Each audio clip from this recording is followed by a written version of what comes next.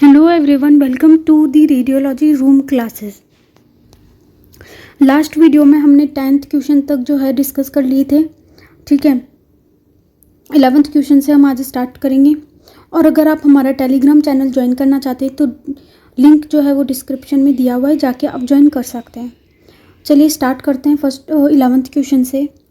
11th question जो है हमारा रिगार्डिंग द हील इफेक्ट से रिलेटेड हमें 5 स्टेटमेंट्स दिए हुए हैं और हमें बताना है कि इनमें से कौन से स्टेटमेंट करेक्ट है और कौन सी इनकरेक्ट है। पहली स्टेटमेंट देखते हैं। The heel effect is more pronounced in worn out anodes with rugged surface. ये बोल रहा है कि जो हमारा हील इफेक्ट होता है वो हमें ज़्यादा देखने को मिलता है वॉर्न आउट एनोड्स के अंदर, ठीक है, जिनका रग्ड सरफेस होता है, रफ सरफेस होता है।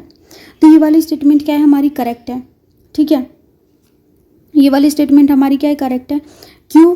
क्योंकि जो एनोड मटेरियल, ठीक है, जो क्या हो चुका है, वॉर्न आउट हो चुका है, ठीक है, और उसका सरफेस जो है वो रफ है, ठीक है। तो उसके अंदर क्या होगा कि जो इलेक्ट्रॉन होंगे जब वो डीपर पेनिट्रेट करेंगे एनोड के अंदर, ये हमारा एनोड है, और जब इलेक्ट्रॉन जो है इसके अंदर पेनिट्रेट करेंगे, ठीक है, और जब इनके अंदर जो फोटॉन्स प्रोड्यूस होंगे वो क्या होंगे, उनको ग्रेट ज़्यादा डिस्टेंस जो है वो ट्रैवल करना पड़ेगा बाहर निकलने के लिए, क्योंकि जो वॉर्न आउट और रग्ड सरफेस वाली एनोड होती है उसके अंदर इलेक्ट्रॉन जो होते हैं वो ज़्यादा अंदर जाके पेनिट्रेट करते हैं और फिर उनको फोटॉन्स जो प्रोड्यूस होते हैं उनको ज़्यादा ट्रैवल करना पड़ता है। इस वजह से इसके अंदर क्या होता है कि हील इफेक्ट जो होता है वो हमें ज़्यादा देखने को मिलता है किसके अंदर, वॉर्न आउट एनोड्स के अंदर जिनका रग्ड सरफेस होता है। सेकेंड स्टेटमेंट देखते हैं। It is less pronounced in tubes with rotating compared with stationary tubes. इसका मतलब है कि जो हील इफेक्ट होता है वो हमें ज़्यादा कम देखने को मिलता है रोटेटिंग एनोड्स के अंदर। मतलब जो रोटेटिंग एनोड होती है उनमें हील इफेक्ट कम देखने को मिलता है as compare to the stationary anode. ये वाली स्टेटमेंट तो हमारी क्या इनकरेक्ट है। ऐसा कुछ भी नहीं होता कि रोटेट में कम देखने को मिलेगा और स्टेशनरी में हमें ज़्यादा देखने को मिलेगा, क्योंकि जो एनोड का रोटेशन होता है, एनोड का रोटेशन जो होगा वो हील इफेक्ट को जो है डायरेक्टली इफेक्ट नहीं करेगा, ठीक है। लेकिन जो होता है, लेकिन हाँ ऐसा होता है कि जो हील इफेक्ट होता है वो लेस सिग्निफिकेंस होता है स्टेशनरी एनोड ट्यूब्स के अंदर, ठीक है। बट ऐसा कुछ भी नहीं है कि लेस प्रोनाउंस्ड होगा रोटेटिंग में और स्टेशनरी में, स्टेशनरी के कंपैरिजन में। तो ये वाली स्टेटमेंट क्या है हमारी, इनकरेक्ट है। अगली स्टेटमेंट देखते हैं, statement third. For a given film size, it is more noticeable on images acquired with a long focus to film distance। एक कोई भी हमारी फिल्म साइज है, ठीक है, उसके अंदर हम अगर इमेजेस जो है वो इमेज हम जब कैप्चर कर रहे हैं, ठीक है, रेडियोग्राफ जब हम ले रहे हैं, तो उसमें अगर हमारा फिल्म टू फोकस डिस्टेंस अगर ज़्यादा है तो हमें हील इफेक्ट जो है वो ज़्यादा देखने को मिलेगा, ज़्यादा नोटिसेबल होगा। ये वाली स्टेटमेंट क्या है हमारी, इनकरेक्ट है। क्यों? क्योंकि एफएफडी अगर ज़्यादा होगा, अगर हमारा एफएफडी जो है ज़्यादा होगा, फोकस टू फिल्म डिस्टेंस अगर हमारा ज़्यादा होगा तो क्या देखने को मिलेगा हमें उसके अंदर, जो हमारा जैसे हमारी जो बीम होती है, ठीक है, वो क्या होती है, डाइवर्ज होती है इस तरीके से, ठीक है, बीम जो है वो डाइवर्ज होती है, और जो एनोड साइड होती है उसके उस तरफ में इंटेंसिटी कम होती है, कैथोड में ज़्यादा होती है। लेकिन जो सेंट्रल वाला पार्ट होता है उसमें ऑलमोस्ट जो है इंटेंसिटी जो होती है वो क्या होती है हमारी, यूनिफॉर्म होती है। सेंट्रल पार्ट में इंटेंसिटी क्या होती है हमारी, यूनिफॉर्म होती है। और अगर हम एफआईडी जो है वो लॉन्ग ले रहे हैं तो जो हमारा यूनिफॉर्म वाला जो पार्ट होगा, ये एक्स फोटोन्स का, ये हमें देखने को मिलेगा कहाँ पे, ये जो हमारी फिल्म होगी उसके ऊपर हमें यूनिफॉर्म वाला पार्ट जो है हमारा ज़्यादा कैप्चर होगा। इस ये जो यूनिफॉर्म बीम वाला जो पार्ट है इसको जो है यूज़ किया जाएगा ज़्यादातर इमेज प्रोड्यूस करने के लिए। तो हील इफेक्ट जो होता है वो लेस नोटिसेबल होता है। अगर हमारा एफएफडी कम होगा, जैसे इस तरीके से मैं आपको डायग्राम बना के समझाती हूँ। ये हमारा फोकस टू फिल्म डिस्टेंस है, ये हमारी फिल्म है, ठीक है, और इस तरीके से हमारे जो फोटॉन्स है वो प्रोड्यूस होते हैं डाइवर्ज फॉर्म में। सेंट्रल वाले पार्ट में हमारी जो इंटेंसिटी होती है वो ज़्यादा यूनिफॉर्म होती है। अब हमारा एफएफडी थोड़ा कम है यहाँ पे, तो यहाँ पे हमें हील इफेक्ट ज़्यादा नोटिसेबल होगा, क्योंकि जो सेंटर वाले पार्ट के अलावा भी और भी बीम्स का इसके अंदर यूज़ हो रहा है इमेज प्रोडक्शन के लिए। अगर हम एफएफडी को इंक्रीज़ कर देते हैं, ठीक है, ये हमारी फिल्म है, एफएफडी को हमने इंक्रीज़ कर दिया। जब हमने एफएफडी को इंक्रीज़ किया तो बीम जो होगी वो हमारी क्या होगी, ज़्यादा डाइवर्ज होगी, ठीक है, बीम ज़्यादा डाइवर्ज होगी। तो सेंट्रल वाला पार्ट जो है वो मोस्टली यूज़ होगा किसके लिए, इमेज के फॉर्मेशन के लिए। इस तरीके से जो है एफएफडी जो है वो अफेक्ट करता है, किसको अफेक्ट करता है, हमारे हील इफेक्ट को, ठीक है। तो अगर एफएफडी ज़्यादा होगा तो हमें हील इफेक्ट कम नोटिसेबल होगा। ये हमारी क्या करेक्ट स्टेटमेंट है। तो अगली स्टेटमेंट पे चलते हैं। In mammography the anode side of the tube sorry, मैंने इसमें आपको बोला कि ये करेक्ट स्टेटमेंट है, ये इनकरेक्ट स्टेटमेंट है, ठीक है। एक्सप्लेनेशन मैंने सही दिया है, बट वो मैंने आपको गलत बता दी, रॉन्ग स्टेटमेंट है, क्योंकि इसमें बोला मोर नोटिसेबल, जबकि अगर हम लो एफएफडी ले रहे हैं तो मैंने अभी आपको एक्सप्लेन किया कि कम नोटिसेबल होता है। तो एक्सप्लेन मैंने सही किया है, बस मैंने गलत आपको बता दिया, ठीक है। अगली स्टेटमेंट पे चलते हैं। In mammography the anode side of the tube should be directed towards the chest wall. ये वाली स्टेटमेंट क्या है हमारी, गलत है, क्योंकि एनोड साइड में क्या होता है, हमारी इंटेंसिटी कम होती है और कैथोड में हमारी इंटेंसिटी ज़्यादा होती है। और जो हमारा चेस्ट वॉल वाला साइड है वो क्या है, हमारा थिक है, ठीक है। तो चेस्ट वॉल वाले साइड में हम रखेंगे कैथोड को और एनोड वाले साइड को away from the chest wall रखेंगे, तो ये वाली हमारी इनकरेक्ट है, ठीक है। नेक्स्ट स्टेटमेंट देखते हैं। It is useful in spine radiograph, तो ये वाली स्टेटमेंट हमारी करेक्ट है। जो हमारे हील इफेक्ट होता है वो यूजफुल होता है हमारे स्पाइन रेडियोग्राफ्स के लिए, ठीक है। अगले क्वेश्चन पे चलते हैं, क्वेश्चन नंबर 12 पे चलते हैं। क्वेश्चन नंबर 12 है हमारा regarding X-ray tube operation. X-ray tube operation से रिलेटेड हमें स्टेटमेंट दी हुई है, हमें बताना है कौन सी करेक्ट है और कौन सी इनकरेक्ट है। पहली स्टेटमेंट देखते हैं। Peak kVp and mA may be varied independently of one another. ये वाली हमारी करेक्ट है कि जो केवीपी होता है, पीक केवीपी और एमए को हम इंडिपेंडेंटली चेंज कर सकते हैं, ठीक है, ट्यूब के अंदर, एक्सरे ट्यूब के अंदर। अगली स्टेटमेंट देखते हैं। For a given anode the focal spot size can not be varied. ये वाली हमारी स्टेटमेंट इनकरेक्ट है, क्यों, क्योंकि डिफरेंट फिलामेंट की जो लेंथ होती है उसको यूज़ करके हम फोकल स्पोर्ट साइज को हम क्या कर सकते हैं, चेंज कर सकते हैं। जैसे ये हमारा छोटा फिलामेंट है और एक ये हमारा बड़ा फिलामेंट है, तो ये जब कैथोड पे इसमें से इलेक्ट्रॉन निकलेंगे तो इस इतने एरिया पे जाके टकराएंगे, ठीक है। और जिस पार्ट पे जो इलेक्ट्रॉन जाके टकराते हैं उसी को हम क्या बोलते हैं, फोकल स्पोर्ट। जबकि अगर हम बड़ा फिलामेंट लेंगे तो ज़्यादा एरिया पे इलेक्ट्रॉन जाके टकराएंगे, ठीक है। तो इतने एरिया पे ही जाके इलेक्ट्रॉन टकरा रहे हैं, इसी को हम क्या बोलेंगे, फोकल स्पोर्ट। तो ये वाला फोकल स्पोर्ट बड़ा है, ये वाला छोटा है, तो फिलामेंट की लेंथ के अकॉर्डिंग हम फोकल स्पोर्ट साइज को चेंज कर सकते हैं, ठीक है। और यूजुअली दो जो है फोकल स्पोर्ट्स जो हम यूज़ करते हैं, किसकी वजह से, क्योंकि दो डिफरेंट फिलामेंट्स का हम यूज़ कर रहे होते हैं। अगली स्टेटमेंट देखते हैं। Exposure setting may be set automatically by the system. ये वाली स्टेटमेंट हमारी करेक्ट है। ऑटोमेटिकली जो है हम चेंज कर सकते हैं, ठीक है, एक्सपोजर सेटिंग्स को, ठीक है, जो कि केवीपी को, एमए को, एक्सपोजर टाइम को चेंज करती है पर्टिकुलर प्रोजेक्शन के अकॉर्डिंग, ठीक है। अगली स्टेटमेंट देखते हैं। Automatic exposure control is usually used. Automatic exposure control को बिल्कुल जो है वो यूज़ किया जाता है, ठीक है, यूजुअली। अगली स्टेटमेंट देखते हैं। Milliampere and exposure time are usually adjusted simultaneously. ये वाली स्टेटमेंट भी करेक्ट है, क्यों, क्योंकि जो यूजुअली एडजस्ट किया जाता है सिंगल पैरामीटर को, एमए और टाइम को एडजस्ट करने के लिए, वो होता है हमारा MAS, जिससे कि हमारा एमए और टाइम दोनों क्या हो रहा है, ऑटोमेटिकली चेंज हो रहा है। अगर MAS को हमें 100 रखना है, तो अगर हमें MAS को 100 रखना है तो MA को हम 50 और जो टाइम है उसको हम 2 सेकेंड रख सकते हैं, ठीक है। या फिर MA को हम 100 और टाइम को हम 1 रख लेंगे, तो इस तरीके से हम 100 MAS अचीव कर सकते हैं। तो इस तरीके से जो है दोनों को साइमल्टेनियसली एक साथ जो है वो एडजस्ट किया जाता है, ठीक है। अगले क्वेश्चन पे चलते हैं। नेक्स्ट क्वेश्चन है हमारा। Which of the following are true about the quality and quantity of the x ray beam. इनमें से कौन सी क्वालिटी और क्वांटिटी के रिगार्डिंग जो है स्टेटमेंट्स करेक्ट हैं। तो मैं आपको पहले बता देती हूँ कि क्वालिटी और क्वांटिटी का मतलब क्या है। क्वालिटी का मतलब है कि जो हमारी एक्सरे बीम आ रही है उसकी क्वालिटी कैसी है, ठीक है, उसकी एनर्जी कितनी ज़्यादा है, उसकी पेनिट्रेटिंग पावर कितनी ज़्यादा है, वो हमें बताता है कौन, क्वालिटी। और क्वांटिटी की नंबर ऑफ इलेक्ट्रॉन्स कितने प्रोड्यूस हो रहे हैं, क्योंकि जितने ज़्यादा इलेक्ट्रॉन्स प्रोड्यूस होंगे उतनी ज़्यादा एक्सरे बीम प्रोड्यूस होगी, ठीक है। क्वालिटी जो होती है उसको डिटरमाइन करता है हमारा KVP। KVP क्या होता है, जो एनोड और कैथोड के बीच का पोटेंशियल डिफरेंस होता है वो होता है हमारा KVP। और पोटेंशियल डिफरेंस जितना ज़्यादा होगा इलेक्ट्रॉन्स की काइनेटिक एनर्जी उतनी ज़्यादा होगी। KVP ज़्यादा होगा तो इलेक्ट्रॉन्स की काइनेटिक एनर्जी ज़्यादा होगी, काइनेटिक एनर्जी ज़्यादा होगी तो इलेक्ट्रॉन जो है वो स्पीड से जाके कैथोड में टकराएंगे और हमारे हाई एनर्जी के जो है एक्सरेज प्रोड्यूस होगी, ठीक है। जबकि और हाई एनर्जी होगी उनकी एक्सरेज की तो पेनिट्रेटिंग पावर ज़्यादा होगी। क्वांटिटी क्या होती है, number of electrons. Number of electrons को कैसे हम इंक्रीज़ कर सकते हैं, जब हम जो फिर हमारा फिलामेंट है, ठीक है, उसका टेम्परेचर को इंक्रीज़ करेंगे तो नंबर ऑफ इलेक्ट्रॉन्स इंक्रीज़ होंगे, ठीक है। और जितने ज़्यादा इलेक्ट्रॉन निकलेंगे उतने ज़्यादा इलेक्ट्रॉन एनोड से जाके टकराएंगे और उतनी ज़्यादा एक्सरेज प्रोड्यूस होगी हमारी। तो ये हो गया हमारा क्वांटिटी और क्वालिटी, ठीक है।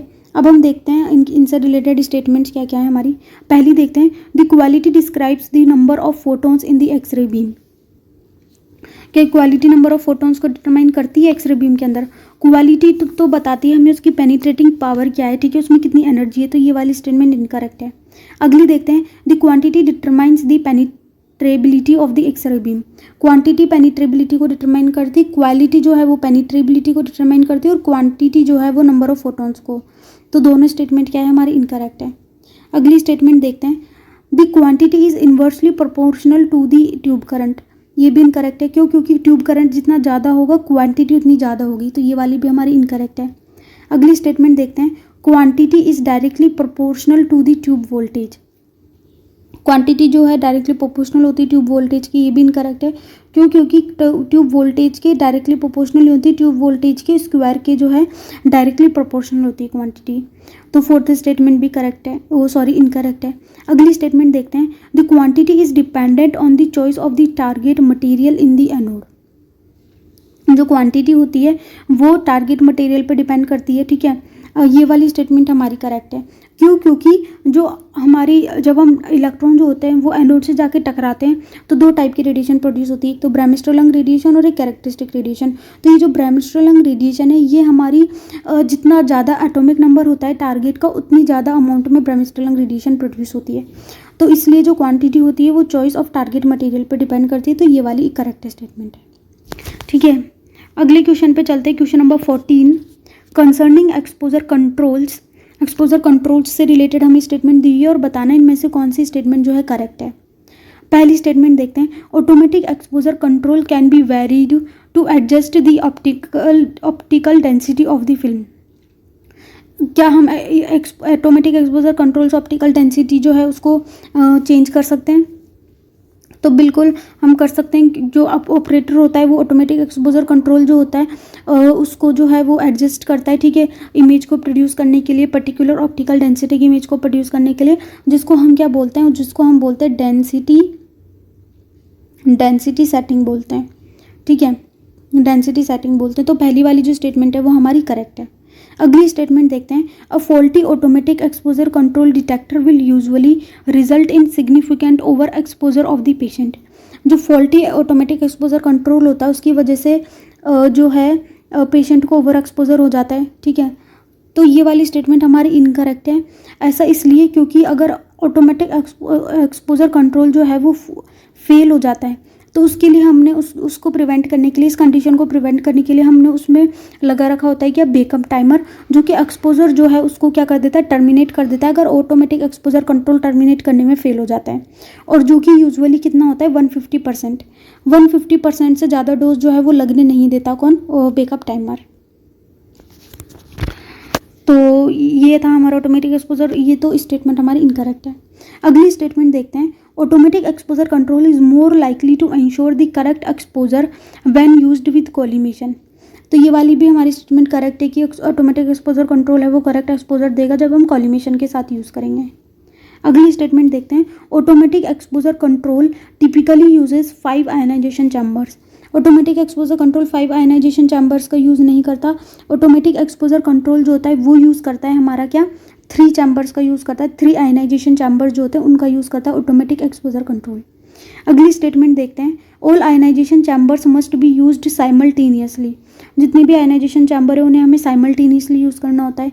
ये भी हमारी इनकरेक्ट है, क्यों? क्योंकि ऑपरेटर जो होता है वो आयनाइजेशन चैम्बर जो होता है उसको क्या कर सकता है? सेलेक्ट कर सकता है कि हम कौन से प्रोजेक्शन को परफॉर्म करना है, किस टाइप की रेडियोग्राफी हमें परफॉर्म करनी है, स्पाइन की, एक्सट्रीमिटी की, ठीक है, नेक की, स्कल की, उस अकॉर्डिंग आयनाइजेशन चैम्बर जो होता है उसको सेलेक्ट किया जाता है। तो ये वाली स्टेटमेंट भी हमारी इनकरेक्ट है। अगले क्वेश्चन पे चलते हैं, क्वेश्चन नंबर 15 पे, रिगार्डिंग कोलिमेशन। अच्छा, अगर आपको हमारी वीडियोस पसंद आती है, ठीक है, आई डोंट थिंक सो कि इस टाइप का कंटेंट आपको यूट्यूब पे और किसी चैनल पे देखने को मिलेगा। तो अगर आपको हमारी ये जो वीडियोज़ है पसंद आती है तो आप चैनल को प्लीज़ सब्सक्राइब करें, ठीक है, वीडियो को लाइक करें, ठीक है। और इस वीडियो का जो टारगेट है लाइक करने का वो है एटलीस्ट आप लोगों को 20 लाइक्स तो करनी ही है वीडियो में, ठीक है। 20 लाइक्स एटलीस्ट आप लोगों को करने हैं और वीडियो को ज़्यादा से ज़्यादा शेयर करें अपने दोस्तों के साथ। नेक्स्ट क्वेश्चन पे चलते हैं, regarding collimation.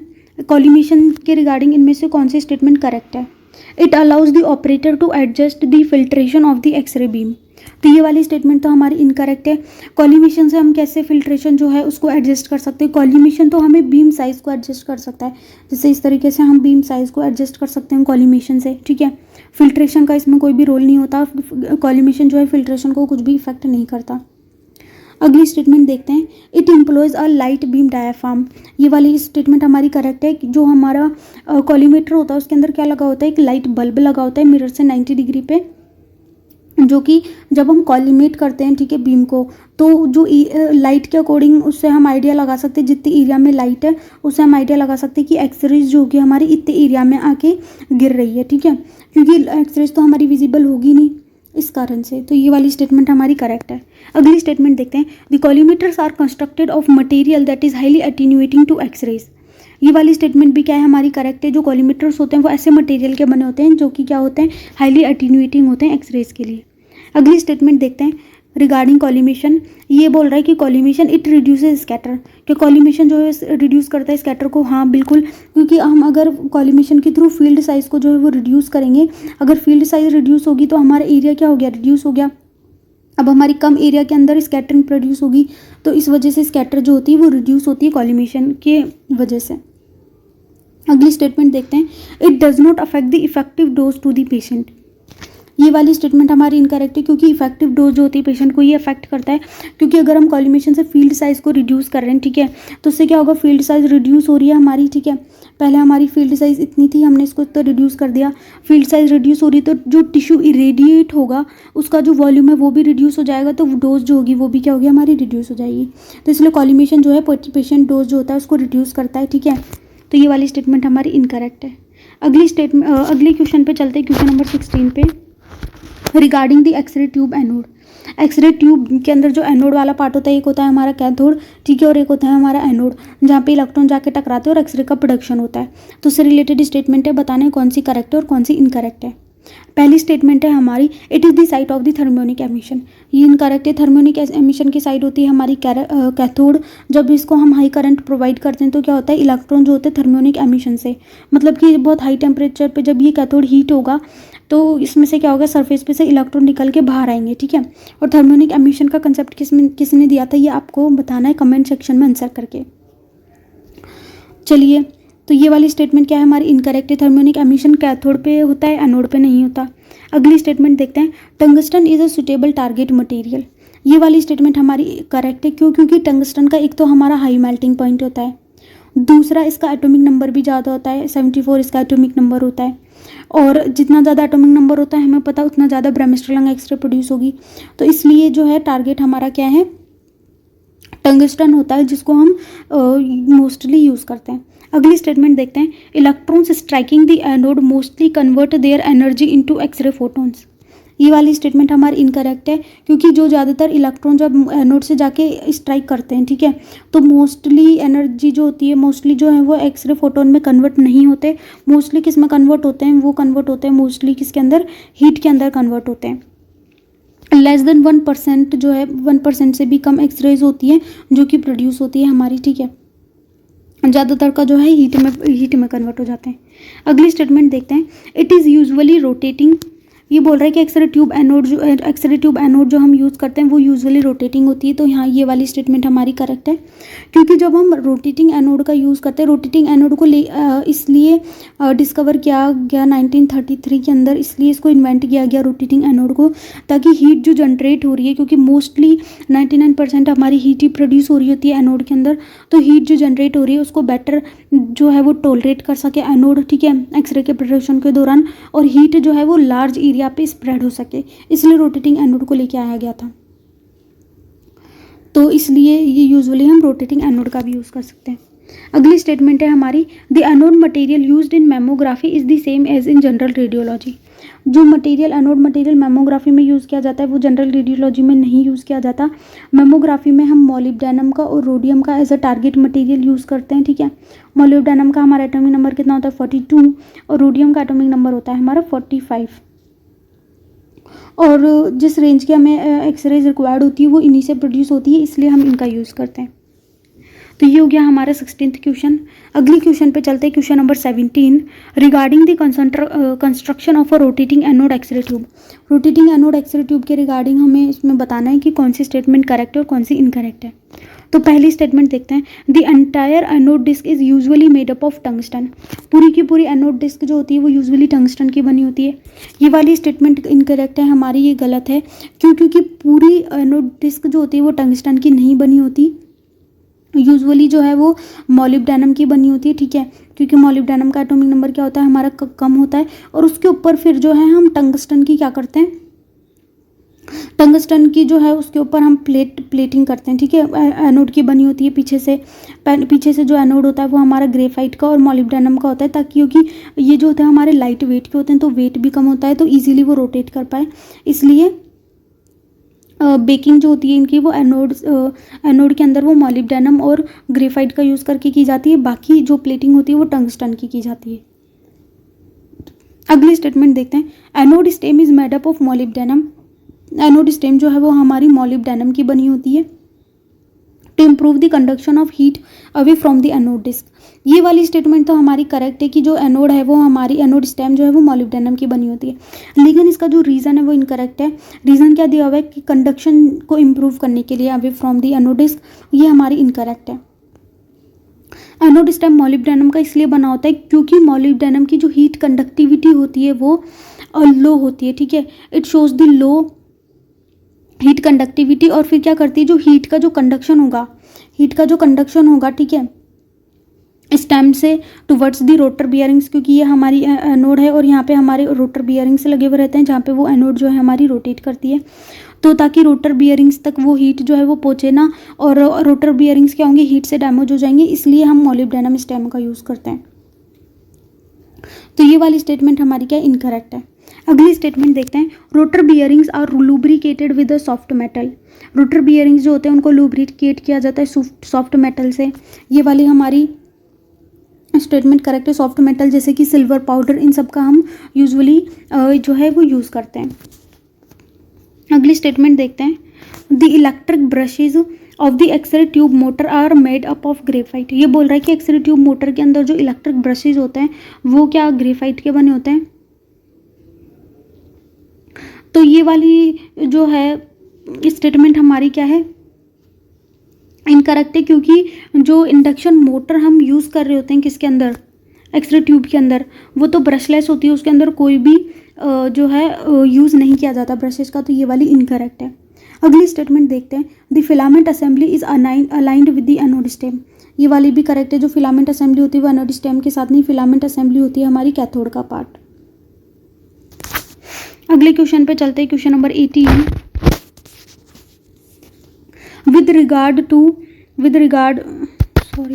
Regard to cooling of a rotating anode X-ray tube. ठीक है, रोटेटिंग एनोड एक्सरे ट्यूब के अंदर जो कूलिंग का सिस्टम होता है उससे रिलेटेड हमें जो है स्टेटमेंट दी हुई है, बताना है कौन सी करेक्ट है और कौन सी इनकरेक्ट है। तो पहली स्टेटमेंट देखते हैं, heat produced in the focal spot is transferred to the glass envelope by convection. ये बोल रहा है कि जो फोकल स्पॉट पे हीट प्रोड्यूस होती है वो ग्लास एनवेलप पे ट्रांसफ़र की जाती है बाय कन्वेक्शन। तो ये वाली स्टेटमेंट क्या है हमारी इनकरेक्ट है, कन्वेक्शन से ट्रांसफ़र नहीं की जाती। ठीक है, ये हमारी एनोड है और ये कनेक्टेड है किसे, एनोड स्टेम से। ये यहाँ पे हमारे रोटर बियरिंग से लगे हुए हैं जो कि क्या कर रहे हैं, इसको रोटेट कर रहे हैं। ठीक है, ये हमारा रोटर है और ये बाहर हमारे स्टेटर लगा होता है एक्सरे ट्यूब के, जो ये हमारा ट्यूब होती है इसके बाहर जो है ये स्टेटर लगे हुए रहते हैं। ठीक है, कॉपर के बने होते हैं ये, और इन दोनों के बीच में फिजिकल कोई भी कांटेक्ट नहीं होता, और ये क्या करते हैं, इस एनोड को रोटेट करवाने का काम करते हैं। तो ये जो हमारी एनोड के ऊपर जो फोकल स्पॉट पे हीट प्रोड्यूस होगी वो इस स्टेम के थ्रू जो है एनोड डिस्क से ट्रांसफ़र होती है। कहाँ पे, ये जो हमारी एक्सरे ये जो हमारी ग्लास एनवेलप है ट्यूब का, जो ये ग्लास एनवेलप है ये हमारा क्या है, पूरा ग्लास एनवेलप है, और ये पूरी फिर ये एक्सरे ट्यूब की हाउसिंग होती है। इसके अंदर क्या भरा होता है, हमारा ऑयल भरा होता है, और ये जो वाला पार्ट है, ठीक है, ग्लास ट्यूब के अंदर वाला जो पार्ट है ये हमारा खाली होता है। ठीक है, बिल्कुल वैक्यूम इसके अंदर प्रेजेंट रहता है। तो ये एनोड पे जो हमारी हीट प्रोड्यूस होती है रेडिएशन के थ्रू जाती है ग्लास ट्यूब के पास। ठीक है, किसके थ्रू जाती है, रेडिएशन के थ्रू जाती है, ना कि कन्वेक्शन के थ्रू। तो इसलिए हमारी पहली वाली जो स्टेटमेंट है वो क्या है, हमारी इनकरेक्ट है। फर्स्ट स्टेटमेंट हमारी क्या है, इनकरेक्ट है। अगली स्टेटमेंट देखते हैं, heat is transferred out of the tube housing into the atmosphere bye conduction. जो हीट होती है ट्यूब हाउसिंग से एटमॉस्फेयर के अंदर कंडक्शन के थ्रू ट्रांसफर होती है। तो ये वाली भी हमारी इनकरेक्ट है। क्यों? क्योंकि ट्यूब हाउसिंग से जो हीट ट्रांसफ़र होती है वो होती है हमारी कन्वेक्शन से और रेडिएशन से ट्रांसफ़र। किससे होती है? रेडिएशन से और कन्वेक्शन से ट्रांसफ़र होती है। तो ये भी इनकरेक्ट है। अगली स्टेटमेंट देखते हैं, the anode assembly is blackened to improve radiation of heat. Anode assembly जो होता है उसको ब्लैकन किया जाता है, ठीक है, to improve radiation of heat. ये वाली हमारी स्टेटमेंट करेक्ट है, क्योंकि जो ब्लैकनिंग होती है वो एमिसिविटी कोफिशिएंट जो होता है उसको क्या कर देती है? बहुत ज़्यादा इंक्रीज़ कर देती है। एमिसिविटी कोफिशिएंट क्या होता है? एमिसिविटी कोफिशिएंट जो होता है उसको क्या कर देती है? बहुत ज़्यादा इंक्रीज़ कर देती है ब्लैकनिंग। तो इसलिए जो है एनोड को हम क्या कर देते हैं? ब्लैक करते हैं। तो ये वाली स्टेटमेंट क्या है? हमारी करेक्ट है। अगली स्टेटमेंट देखते हैं, the major thermal limiting factor for single exposures is the heat capacity of the focal spot area. जो मेजर लिमिटिंग फैक्टर होता है, thermal limiting factor single exposure के लिए, वो होता है हमारा heat capacity of the focal spot area. तो ये वाली स्टेटमेंट भी क्या है? हमारी करेक्ट है। अगली स्टेटमेंट देखते हैं, in the case of continuous repeated exposures the major limiting factor is the heat capacity of the anode disc and the tube housing. ये भी हमारी करेक्ट है कि जब हम कंटिन्यूस और रिपीटेड एक्सपोजर्स करते हैं तो उसके अंदर जो मेजर लिमिटिंग फैक्टर होता है, ठीक है, वो क्या होता है? हमारा एनोड डिस्क की हीट कैपेसिटी और ट्यूब हाउसिंग की हीट कैपेसिटी होती है।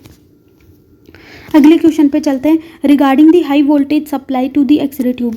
एक्सरे ट्यूब के अंदर जो हाई वोल्टेज सप्लाई होती है उससे रिलेटेड हमें 5 स्टेटमेंट दी हुई हैं, और इस क्वेश्चन ये जो 5 स्टेटमेंट है ये आपको बताना है कि इनमें से कौन सी स्टेटमेंट करेक्ट है और कौन सी इनकरेक्ट है। इसका आंसर जो है आपको देना है कमेंट बॉक्स में, ठीक है। कमेंट बॉक्स में आंसर करके बताना है, और जो सबसे पहले कमेंट बॉक्स में आंसर करेगा उसके लिए फिर वो जो बोलेगा नेक्स्ट टॉपिक, उसी पे वीडियो जो है वो डिस्कस की जाएगी। अगले क्वेश्चन पे चलते हैं, question number 20, regarding factors affecting X-ray emission. जो फैक्टर एक्सरे एमिशन को अफेक्ट करते हैं उनके रिगार्डिंग जो है हमें 5 स्टेटमेंट दी हुई हैं, और हमें बताना है कौन सी करेक्ट है और कौन सी इनकरेक्ट है। तो पहली स्टेटमेंट देखते हैं, the tube voltage affects the maximum energy of bremsstrahlung radiation. जो ट्यूब वोल्टेज होता है वो maximum energy of bremsstrahlung radiation को अफेक्ट करता है। बिल्कुल करेक्ट, क्योंकि ट्यूब वोल्टेज जितना ज़्यादा होगी इलेक्ट्रॉन्स की काइनेटिक एनर्जी ज़्यादा, केवीपी ज़्यादा, इलेक्ट्रॉन की काइनेटिक एनर्जी ज़्यादा, और उतनी एनर्जी से ज़्यादा की क्या करेंगे वो टारगेट पे जाके टकराएंगे, और उतनी ज़्यादा एनर्जी की हमारी ब्रेमस्ट्रंग एक्सरे प्रोड्यूस होगी। तो इसलिए ब्रेमस्ट्रंग रेडिएशन की जो एनर्जी होती है वो डिपेंड करती है ट्यूब वोल्टेज के ऊपर। अगली स्टेटमेंट देखते हैं, due to inherent tube filtration the maximum energy of photons measured in kilo electron volt is slightly lower than the tube potential in kV. Inherent tube filtration की वजह से जो मैक्सिमम एनर्जी होती है फोटॉन्स की, जो मेज़र की जाती है किलो इलेक्ट्रॉन वोल्ट में, वो स्लाइटली कम होती है। किससे? जो ट्यूब पोटेंशियल है ना, जो हम ट्यूब पोटेंशियल अप्लाई करते हैं किलो वोल्ट में। तो ये वाली स्टेटमेंट हमारी इनकरेक्ट है, ऐसा नहीं होता। फिल्ट्रेशन जो होता है वो मैक्सिमम एनर्जी जो होती है बीम स्पेक्ट्रम की उसको अफेक्ट नहीं करता, ठीक है। जो मैक्सिमम एनर्जी होगी हमारी फोटॉन्स की वो हमेशा इक्विवेलेंट होगी, किलो इलेक्ट्रॉन वोल्ट जो होगा हमारा फोटॉन्स का वो हमेशा इक्विवेलेंट होगा किसकी? केवीपी पे, लेकिन मैक्सिमम, ठीक है। तो ये वाली स्टेटमेंट हमारी क्या है? करेक्ट है। अगली स्टेटमेंट देखते हैं, beam filtration affects both the quantity and the quality of the x ray beam. ये वाली स्टेटमेंट हमारी करेक्ट है कि बीम फिल्ट्रेशन जो है वो क्वांटिटी को और क्वालिटी को दोनों को जो है वो अफेक्ट करता है। कैसे? अगर हम फिल्ट्रेशन का यूज़ कर रहे हैं तो जो लो एनर्जी के जो फोटॉन्स होंगे उनको क्या कर लिया जाएगा? एब्जॉर्ब कर लिया जाएगा फिल्टर के द्वारा। तो क्वांटिटी तो क्या हो गई हमारी? रिड्यूस हो गई एक्सरे बीम की। दूसरा, जो बीम फिल्ट्रेशन होता है वो क्वालिटी को कैसे अफेक्ट करता है कि जो लो एनर्जी के फोटॉन्स है उसने क्या कर लिया? उनको एब्जॉर्ब कर लिया। जैसे हमारे पास 1, 2, 3 और 4 और 5, 1, 2, 3, 4, 5 किलो इलेक्ट्रॉन वोल्ट के जो थे, 1 electron volt, 2 kilo electron volt, 3 kilo electron volt, 4 kilo electron volt, 5 kilo electron volt के एक एक्सरे बीम स्पेक्ट्रम के अंदर हमारे पास ये डिफरेंट एनर्जीज़ के जो थे हमारे पास फोटॉन्स थे, ठीक है। तो हमारे पास इसमें मैक्सिमम एनर्जी कितनी है? 5 किलो इलेक्ट्रॉन वोल्ट, ठीक है। अगर हम इनका एवरेज करेंगे तो हमारे पास आएगा 3 किलो इलेक्ट्रॉन वोल्ट। तो अगर हम एवरेज मान के चले पूरी बीम स्पेक्ट्रम जो हमारे पास है उनका क्या हो जाएगा? हमारा 3 किलो इलेक्ट्रॉन वोल्ट। अगर इसमें से हम लो एनर्जी के फोटॉन्स को एब्जॉर्ब कर लिया जाए फिल्टर के द्वारा, जैसे 1 किलो इलेक्ट्रॉन वोल्ट और 2 किलो इलेक्ट्रॉन वोल्ट को एब्जॉर्ब कर लिया, तो बचेगा क्या? हमारा 3 4 और 5 किलो इलेक्ट्रॉन वोल्ट के फोटोन बचेंगे हमारे पास एक्सरे बीम स्पेक्ट्रम में। इनका एवरेज कितना आएगा हमारा 4, 5, 6, इनका एवरेज आएगा हमारा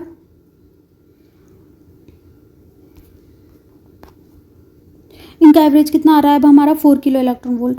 तो जो एवरेज और जो इफेक्टिव एनर्जी है वो हमारी इंक्रीज हो गई, पहले 3 किलो इलेक्ट्रॉन वोल्ट थी, फिल्ट्रेशन के बाद हमारी 4 किलो इलेक्ट्रॉन वोल्ट हो गई। तो एवरेज इफेक्टिव एनर्जी जो है हमारी क्या हो गई, फिल्ट्रेशन के बाद इंक्रीज हो गई। क्वांटिटी जो है वो रिड्यूस हो गई, क्वालिटी क्या हो गई हमारी, इफेक्टिव जो है वो क्या हो गई, इंक्रीज हो गई। तो इसलिए फिल्ट्रेशन जो है वो क्वांटिटी और क्वालिटी दोनों को अफेक्ट करता है। तो ये वाली स्टेटमेंट हमारी क्या है, करेक्ट है। अगली स्टेटमेंट देखते हैं, increasing peak kV increases quantity and quality of the emitted X-ray beam.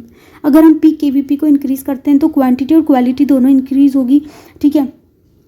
Quality तो इंक्रीज होगी क्योंकि पेनिट्रेबिलिटी उसकी इंक्रीज हो जाएगी, और क्वांटिटी कैसे इंक्रीज होगी, जब हम जो कैथोड और एनोड है उसके बीच में केवीपी को इंक्रीज कर देंगे तो क्या होगा कि ज़्यादा जो इलेक्ट्रॉन्स होंगे, बहुत ज़्यादा इलेक्ट्रॉन्स, ठीक है, जिनकी एनर्जी पहले कम थी यहाँ से निकलने के बाद उनकी एनर्जी क्या हो जाएगी, हाई केवीपी की वजह से इंक्रीज हो जाएगी, और वो भी आके यहाँ पे क्या कर पाएंगे, स्ट्राइक कर पाएंगे, ठीक है।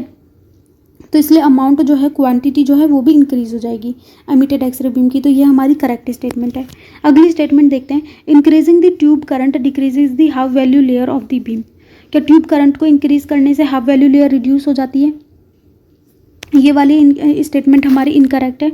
जो HVL होता है, जो हाफ वैल्यू लेयर होता है, वो ट्यूब करंट पे डिपेंड नहीं करता। ट्यूब करंट का मतलब क्या है, क्वांटिटी। क्वांटिटी पे डिपेंड नहीं करेगा, ये डिपेंड करेगा हमारा किसके ऊपर, क्वालिटी के ऊपर डिपेंड करता है, ठीक है। और क्वालिटी जो है वो हमारी डिपेंड करती है केवीपी पे। तो इसलिए ये वाली स्टेटमेंट क्या है, हमारी इनकरेक्ट है। तो ये थे हमारे इस वीडियो के 20 क्वेश्चंस, ठीक है। 19 वाले क्वेश्चन का आंसर आपको देना है कमेंट बॉक्स में। Thank you for watching, like, share and subscribe. और अगर आप टेलीग्राम चैनल को ज्वाइन करना चाहते हैं तो लिंक में डिस्क्रिप्शन बॉक्स में लिंक दिया हुआ है, वहाँ पे जाके आप क्लिक करके ज्वाइन कर सकते हैं। वहाँ पे भी क्विज़ेस अवेलेबल हैं, उनको जाके आप अटेंड